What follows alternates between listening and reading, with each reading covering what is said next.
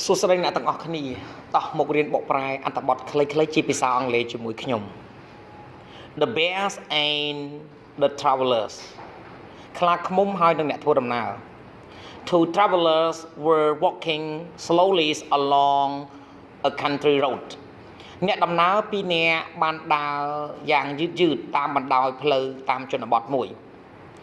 They were going to the city because they were looking for work ពួកគេកំពុងតែដើរទៅទីក្រុងពីព្រោះតែពួកគេកំពុងតែស្វែងរកការងារធ្វើ They were tired because they had walked 20 miles and they were hungry because they hadn't eaten all days ពួកគេអស់កម្លាំងខ្លាំងណាស់ពីព្រោះតែពួកគេបានដើររយៈចម្ងាយ20ម៉ាយហើយពួកគេឃ្លានណាស់ពីព្រោះតែពួកគេមិនបានញ៉ាំអ្វីពេញមួយថ្ងៃ Suddenly in the wood in front of them they saw a huge bear ភ្លាមនោះនៅក្នុងព្រៃនៅខាងមុខពួកគេបានឃើញសត្វខ្លាឃ្មុំដ៏ធំមួយក្បាល The men were terrified បរិសុទ្ធទាំងពីរនាក់ពិតជាមានការភ័យខ្លាចជាខ្លាំង Once of them ran away climb a tree and hid ម្នាក់ក្នុងចំណោមពួកគេបានរត់ទៅឆ្ងាយបានឡើងដើមឈើហើយក៏ពួន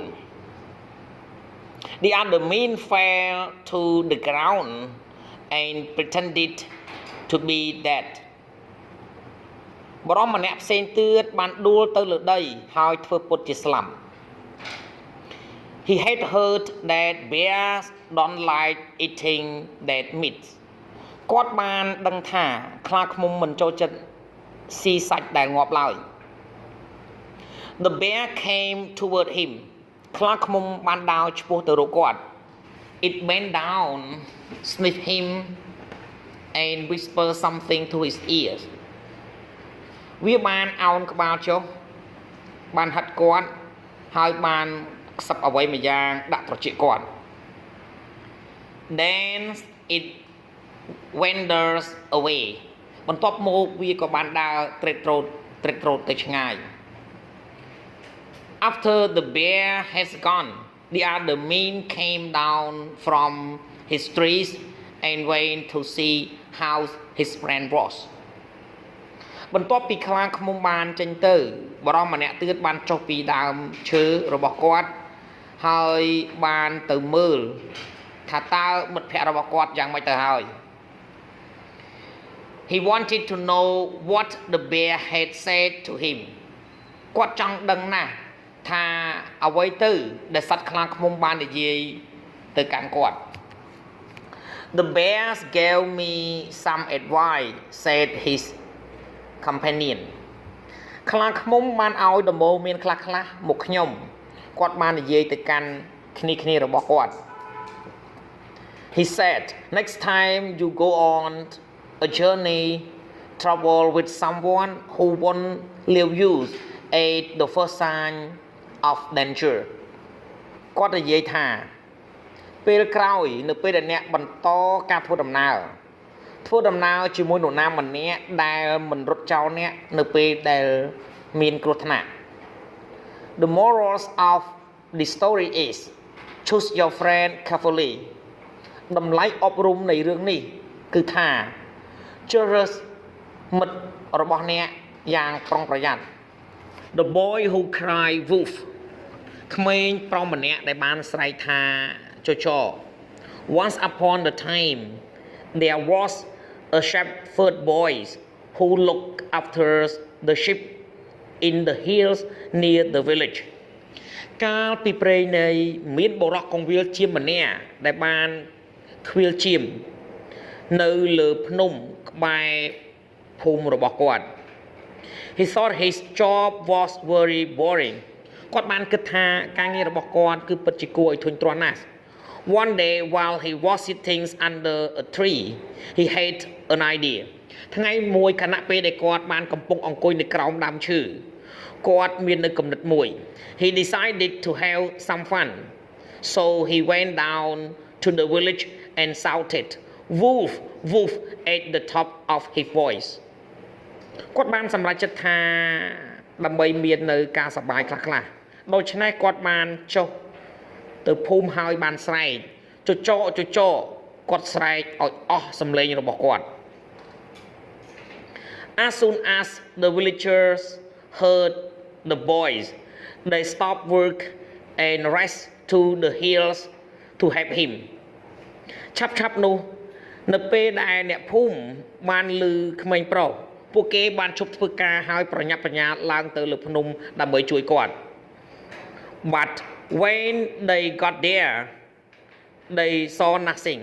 ប៉ុន្តែនៅពេលដែលពួកគេបានទៅដល់ទីនោះពួកគេមិនបានឃើញអ្វីសោះ They returned to their work ពួកគេត្រឡប់ទៅធ្វើការរបស់ពួកគេវិញ After they gone the shepherd boy smiled himself បន្ទាប់ពីពួកគេបានចេញទៅក្មេងប្រុសកងវិលជាមបានញញឹមខ្លួនឯង A few days later the boys did the same thing again ពី3ថ្ងៃក្រោយមកក្មេងប្រុសបានធ្វើរឿងរ៉ាវដដែលម្ដងទៀត He ran into the village and shouted wolf wolf គាត់បានរត់ចូលទៅក្នុងភូមិហើយបានស្រែកចច The villagers didn't know whether to believe him or not but they were worried about their sheep so they had to help him អ្នកភូមិមិនដឹងថាតើគួរជឿគាត់ឬអត់នោះទេប៉ុន្តែពួកគេព្រួយបារម្ភអំពីសត្វជៀមរបស់ពួកគេដូច្នេះពួកគេត្រូវតែជួយគាត់ They went back to the hills ពួកគេបានត្រឡប់ទៅលើភ្នំ Again there was no roof ជាថ្មីម្ដងទៀតគឺមិនមានចចកឡើយ They were angry because the shepherd boys had lied again but he just laughed ពួកគេមានការខឹងសម្បារខ្លាំងណាស់ពីព្រោះតែក្មេងប្រុសកងវិលជាមគឺបានកុហកម្ដងទៀតហើយប៉ុន្តែគាត់បែរជាសើចទៅវិញ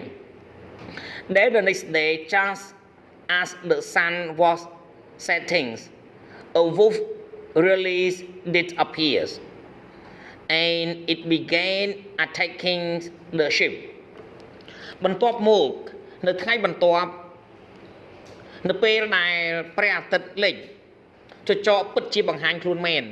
ហើយវាចាប់ផ្ដើមវាយប្រហារសត្វជៀម In horror the boy rushed down the hills to the village